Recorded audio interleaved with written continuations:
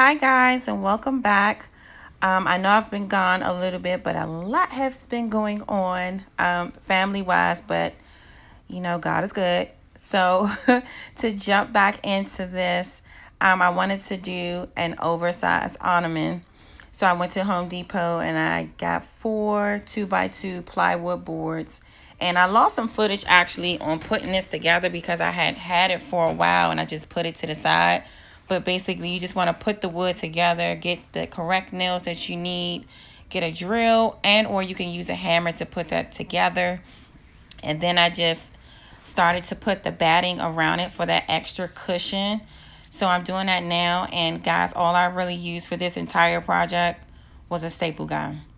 Just a staple gun. And I just went around the entire wood. I made sure everything was leveled right, measured right, and it stuck down completely. And I also purchased my staple gun from Home Depot, and I'll leave that in the description box as well.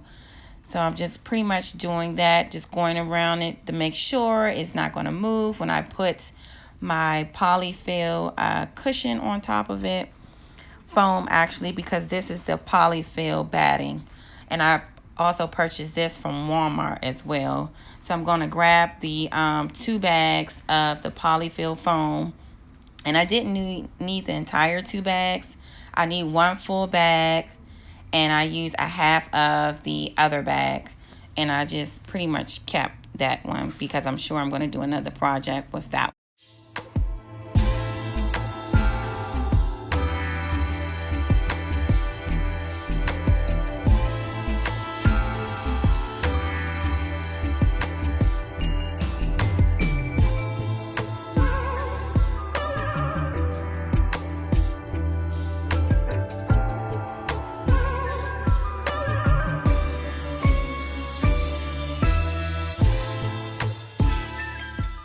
So I finished putting the batting around the entire board. And so now I am putting the polyfill foam around the entire board now. And I'm just leveling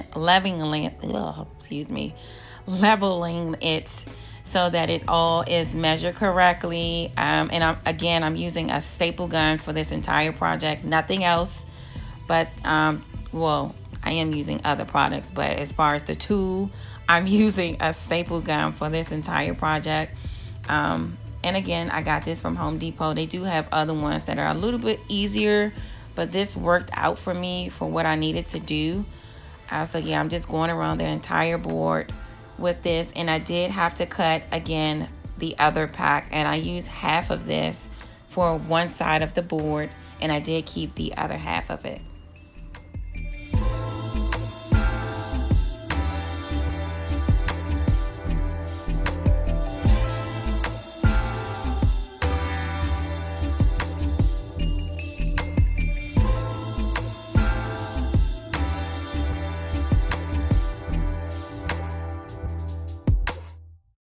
So when I was done with putting the foam around the entire board, I purchased this extra foam. It's like for chairs, but I wanted something that's pushed up a little bit more, just extra cushioning for the top part of the chair. And I did place it in the middle.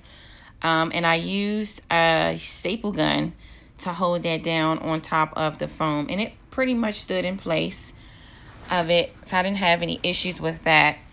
And so when I did that, I was also marking it because I'm tufting it. And then I got my fabric from JoAnn fabric. That's my son, guys. I purchased my fabric from JoAnn fabric and it was 40% off. So I got a deal, 2 yards. And since I'm tufting it, I wanted to make sure I had the hose correctly and I was cutting it out deep enough so that it could push down when I stapled this entire thing. And it turned out, guys, so nicely. This is just one side of what the plyboard looks like now. And so I still have a lot more to do, guys. Guys, if you haven't already, please make sure that you subscribe to my channel if you want to see more home decor projects, DIY projects. I do a lot of those frequently. I know I've been gone away for a while, but a lot of family issues have been going on, but God is good.